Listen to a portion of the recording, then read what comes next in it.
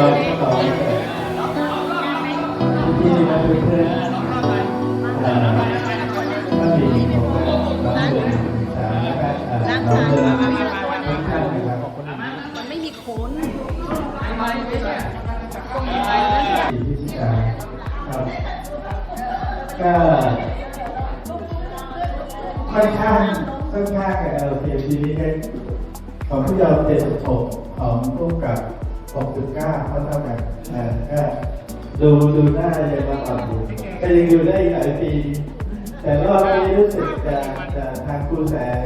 ก็บอกค่อนข้างจัดใจนิดนึงเพราะที่ยอม76จะบวกอีกเท่าไหร่เราขึ้น102เพื่อเรื่องนี้งานค่อนข้างที่จะยิ่งใหญ่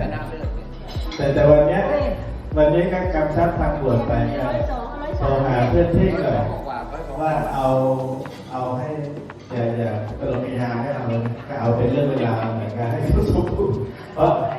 ที่แล้วรู้สึกเพื่อนหายไป2 ท่านจริงๆได้ไปบวชนะต้องบวชที่1แสวงไม่ไงนะจะได้แถลงกันนี้ก็ไม่เป็นไรก็เพื่อนก็ไปสบายแล้วครับ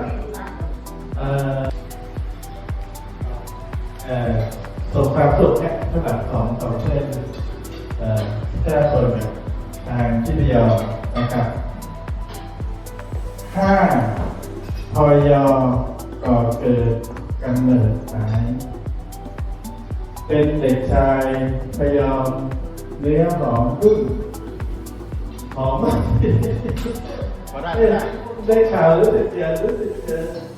ทั้งสนทั้งอะไรนะไม่ได้เนื้อหอมนะจะไม่ค่อยได้พักผ่อนเท่าไหร่ไม่ได้พักผ่อนเคยกับรถคุมงานผ่านนายทุนรู้บาปบุญเข้าวัดเจนจัดงาน24พยหนุ่มหล่อเหลาเดี๋ยวจะรับ26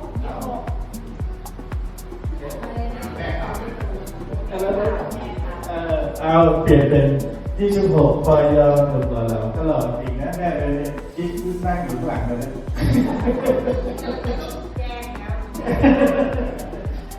ครับชื่อเดิมเก่าไพโรจน์ไม่โปรดปรานพัชรพลพิลามาคู่งานเจนจบผ่านบูอุ่นต้นทุนเดิมขอให้เพื่อนพี่น้องทั้ง2 ท่านจงสุขสันต์ครบครันการงานเสริมสุขภาพแข็งแรงแกร่งกว่าเดิม